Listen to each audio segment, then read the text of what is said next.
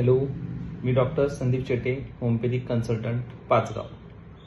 आज आपण होमिओपॅथी ह्या शास्त्रामध्ये पेशंटची हिस्ट्री ह्या विषयाबद्दल बोलणार आहे. मुख्यतः होमिओपॅथिक डॉक्टरांच्याकडे गेल्यानंतर 2-2 तास वेटिंग करायला लागतं.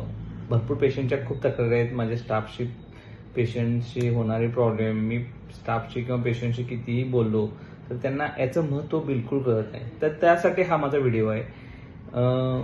पहिली गोष्ट म्हणजे होमिओपॅथी औषध घेणाऱ्या सर्व पेशंटना मला असं सांगायचं आहे की होमिओपॅथिक औषध घेत असताना जे डॉक्टर तुम्हाला ट्रीटमेंट देणार आहेत, होमिओपॅथिक डॉक्टर, तर त्या डॉक्टरांना तुमच्या आजारानुसार, म्हणजे उदाहरणार्थ मला अपेंडिसायटिस आहे किंवा मला सोरेसिस आहे किंवा मला मायग्रेनचा त्रास आहे किंवा मला अल्सर आहे किंवा मला स्किन प्रॉब्लेम आहे, जे काही असतील अशा स्पेसिफिक औषध आजारासाठी होमिओपॅथीमध्ये एकही औषध नाही आहे. मग होमिओपॅथिक डॉक्टर त्या पेशंटची डिटेल माहिती घेतात आणि त्या पेशंटला प्रॉपर हिस्ट्री घेऊन त्याला मेडिसिन दिले जातं.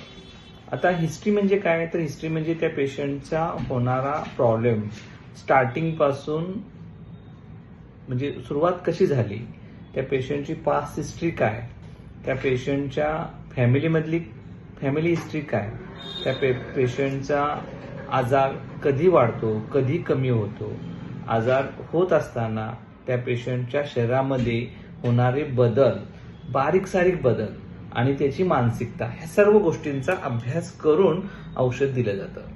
मग तो अभ्यास करण्यासाठी त्या पेशंटची आपण जे डॉक्टर, होमिओपॅथिक डॉक्टर जी हिस्ट्री घेतात ती अतिशय डिटेल घेणं खूप गरजेचं आहे.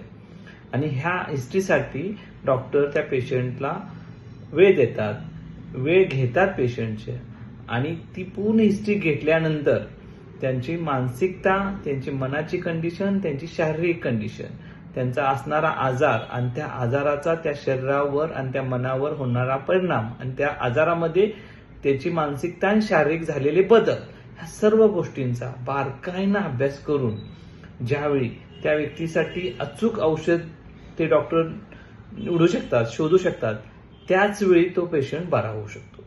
असं कधीच होणार नाही की मी असं पेशंट आला आणि एक डबीत भरून औषध दिलं आणि पेशंट बरा झाला. बिलकुल नाही. काही पेशंटना खूप गडबड करतात, आम्हाला औषध द्या, हे द्या, डॉक्टर औषध देतात. त्यामुळं काय होतं की त्या पेशंटचं समाधान की डॉक्टरने मला औषध दिलं, पण खरंच जे प्रॉपर होमिओपॅथिक डॉक्टर असतात त्यांना त्याबद्दल त्यांचं समाधान होत नाही. जो पण ते त्यांना अचूक औषध देऊ शकत नाही तो पण त्यांना डॉक्टरांना समाधान मिळत नाही. त्यामुळे पर्सनली मी माझ्या प्रॅक्टिसमध्ये प्रत्येक पेशंटची खूप डिटेल हिस्ट्री घेतो.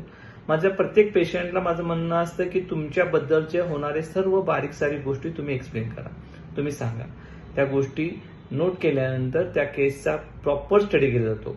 म्हणजे त्यांच्या आजाराबद्दल पण डिटेल स्टडी केलं जातं. काही गोष्टींचं निदान होत नाही, त्यामुळे काही तपासण्या सांगितल्या जातात, त्या तपासण्या पण प्रॉपर केल्या पाहिजे. म्हणजे आजाराचं निदान पण तेवढंच महत्त्वाचं आहे. त्या निदानानंतर त्या पेशंटमध्ये होणारे बारीक सारीक बदल पण तेवढे खूप महत्त्वाचे आहेत. आणि हे सगळं केल्यानंतर अचूक औषध निवडणं पण खूप गरजेचं आहे. जशी डॉक्टरांची जबाबदारी आहे औषध प्रॉपर देणं, तसं पेशंटची पण खूप मोठी जबाबदारी आहे त्यांची माहिती खूप डिटेल देणं. काही पेशंट बिलकुल बोलत नाही. ऍक्च्युअली काय माहितीये, त्यांना ह्या शास्त्राबद्दल किंवा आपल्याला काय सांगायचं आहे ह्याच्याबद्दलच काही माहिती नसतं. असो, प्रत्येक पेशंट आम्हाला डिटेल माहिती देईल असं बिलकुल नाही आणि आम्ही अपेक्षा पण धरत नाही. पण माझं असं मत आहे, होमिओपॅथी बद्दलचं थोडंसं नॉलेज, थोडंसं एज्युकेशन असणं खूप गरजेचं आहे. आपण ज्या डॉक्टरांच्याकडे होमिओपॅथिक औषध घेणार आहे, जे डॉक्टर आपल्याला होमिओपॅथिक औषध देणार आहेत, तर त्या सिस्टीमचा, त्या पॅथीचा आपल्याला बेसिक नॉलेज, बेसिक माहिती असणं गरजेचं आहे. त्यासाठीच हा व्हिडिओ आहे.